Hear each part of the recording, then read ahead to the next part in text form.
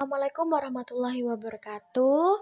Untuk pertemuan pertama mata pelajaran KDTK, kita akan membahas tentang vulva hygiene. Nah, ini berikut adalah gambar contoh anak-anak yang setelah melakukan kegiatan atau sebelum melakukan kegiatan terlebih dahulu cuci tangan dengan sabun dan juga air yang mengalir. Nah, jadi apalagi di maraknya pandemi ini, kita wajib segala melakukan aktivitas sebelum dan sesudahnya kita harus wajib menggunakan hand sanitizer atau cuci tangan sebelum melakukan tindakan selanjutnya.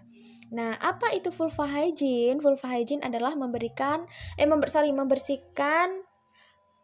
vulva dan daerah sekitarnya pada pasien wanita yang sedang nifas ataupun tidak dapat melakukannya sendiri. Nah, jadi kegiatan vulva hygiene itu adalah pembersihan daerah kewanitaan, apalagi ibu yang pasca melahirkan itu yang apalagi bekas jahitan robekan setelah pasca melahirkan normal, ibu kan tidak dapat membersihkan sendiri, perlu bantuan dari tim tenaga kesehatan, bidan atau juga pihak keluarga. Pasien yang harus diistirahat air tempat tidur misalkan karena hipertensi, membersihkan infus seksio cesaria. Nah, jadi kalau untuk pasien yang pembersihan vulva ini contohnya seperti pasien post SC atau seksio cesaria atau karena hipertensi atau dia memang tidak bisa mengalami pergerakan karena adanya gangguan mobilisasi. Meskipun ibu yang akan bersalin biasanya masih muda dan sehat, daerah-daerah yang terkena tetap memerlukan perhatian serta perawatan yang protektif.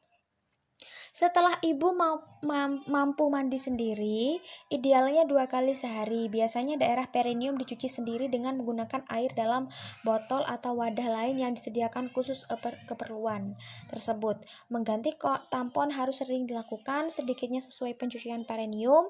Payuda harus mendapatkan perhatian khususnya pada saat mandi yang bisa dilakukan dengan memasang spons atau shower 2 kali sehari.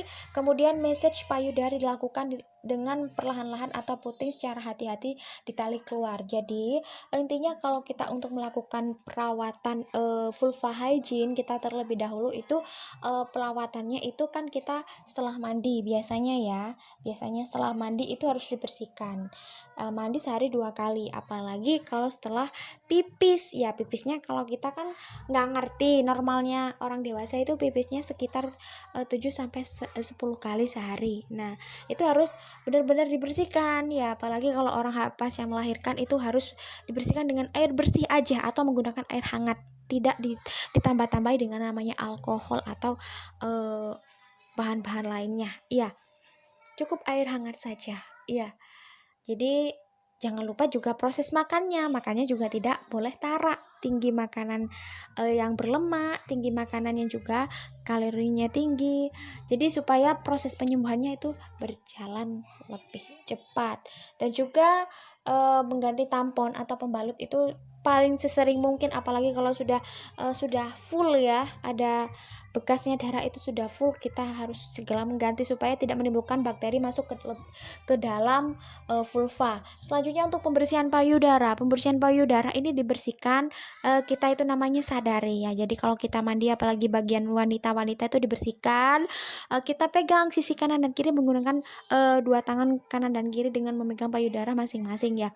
Kanan dan kiri juga kita pegang secara bersamaan. Itu kalau kita pijat juga area puting, apalagi untuk merangsang timbulnya terjadinya produksi ASI yang lebih banyak ya. Biasanya kalau ibu yang masih belum mengeluarkan air ASI pasca melahirkan, ini bisa dilakukan tindakan seperti berikut. Bisa dibersihkan dengan menggunakan dengan menggunakan kapas yang berisi air hangat atau menggunakan baby oil, dan juga diputar searah jarum jam. Kita lihat jika terjadinya benjolan, kita segera konsultasikan kepada dokter.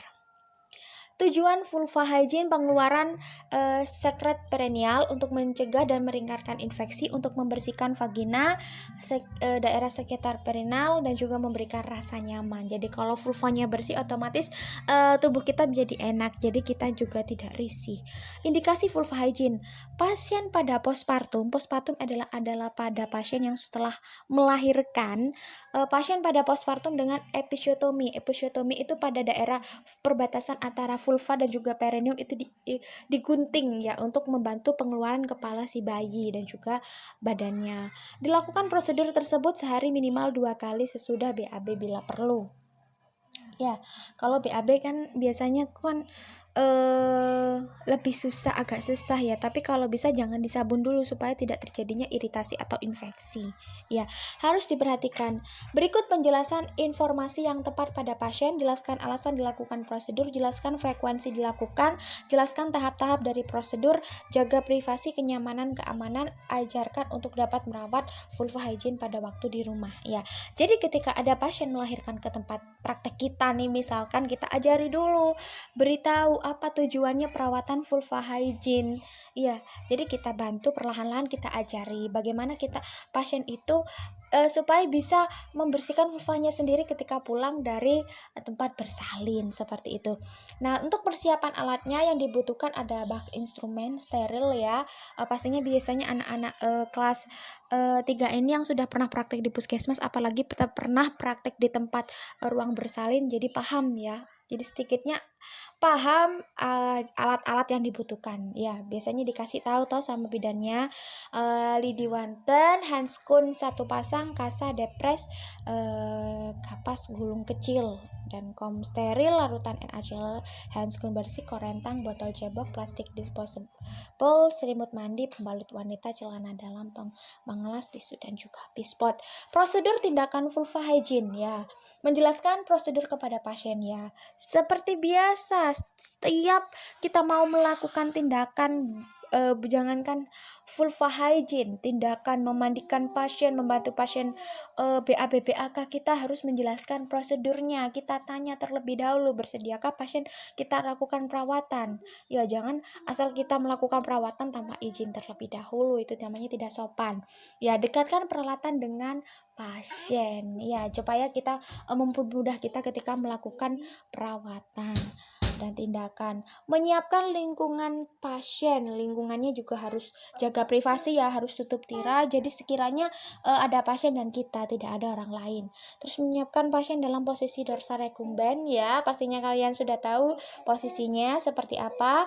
Memasang selimut mandi dengan posisi ujung, melepaskan pakaian bawah pasien, masang perlak bawah, cuci tangan, memasang handskun bersih, cari raba daerah TFU tinggi, fundus uteri ya. Terus kemudian vulva diguyur dengan air hangat bersih. Ya, ada yang tanya, kenapa Bu kita membersihkan vulva dengan menggunakan air hangat? Kenapa tidak menggunakan air dingin saja? Sebenarnya kalau menggunakan air dingin itu bisa saja, tapi untuk lebih enak itu menggunakan air hangat supaya untuk meringankan nyeri dan juga memberikan rasa nyaman. Terus bersihkan dengan kapas NaCl 0,9%, bagian sekitar genitalia, labia mayora, labia minora, vestibulum, perineum, dan juga anus. Jadi bagian-bagian alat genitalia nanti kalau sudah kita bertemu, tidak ada pandemi, nanti saya jelaskan gambar-gambarnya dan juga bagian-bagiannya ya. Terus kemudian dilakukan 1 kali usapan dari atas ke bawah, kemudian gantian sampai bersih ya. Jadi kalau vulva ini kan rentan adanya terjadinya infeksi dan juga lebih mudah pemasukan bakteri. Jadi kalau untuk membersihkan vulva itu harus benar-benar hati-hati, jadi bersifat bersih dan juga kalau bisa steril ya. Jadi kalau membersihkan vulva menggunakan kapas, 1 gosokan aja buang. 1 gosokan buang, jangan diputar-putar karena itu menimbulkan penyebaran bakteri kemana-mana. Ujung jahitan perineum, pakai handskun steril, tekan dengan depres, bersihkan dengan kapas NaCl, beri betadine, keringkan daerah sekitar dengan tisu, kenakan pembalut bersama pakaian, rapikan pasien, handskun dilepas, kenyamanan, rapikan alat dan juga cuci tangan. Nah, juga ini biasanya kalau ada pada pasien yang mengalami perlukaan daerah perineum ya akibat episiotomi, itu bisa dibersihkan dengan air bersih dan juga kita berikan betadine sedikit ya. Tapi saran saya kalau pemberian betadine itu jangan terus menerus, biarkan sembuhnya secara normal aja ya. Ingat penyembuhan lebih cepat itu juga dari konsumsi kita, makanan yang kita konsumsi maksudnya ya. Jadi harus tinggi lemak, tinggi kalori. tinggi protein juga ya. Terus kemudian cara ibu hamil melakukan vulva hygiene lah, langkah-langkahnya dapat dilakukan untuk menjaga kebersihan. Anjuran kebersihan seluruh tubuh, mengajarkan ibu bagaimana membersihkan daerah kelamin dengan sabun dan air ini. Terus kemudian sarankan ibu untuk mengganti pembalut. Terus sarankan ibu untuk mencuci tangan dengan sabun. Jika ibu mempunyai luka episiotomi atau laserasi, sarankan kepada ibu untuk menghindari menentukan daerah. Nah, ini untuk cara perawatan vulva hygiene pada ibu hamil. Kalau tadi ibu pasca melahirkan atau postpartum.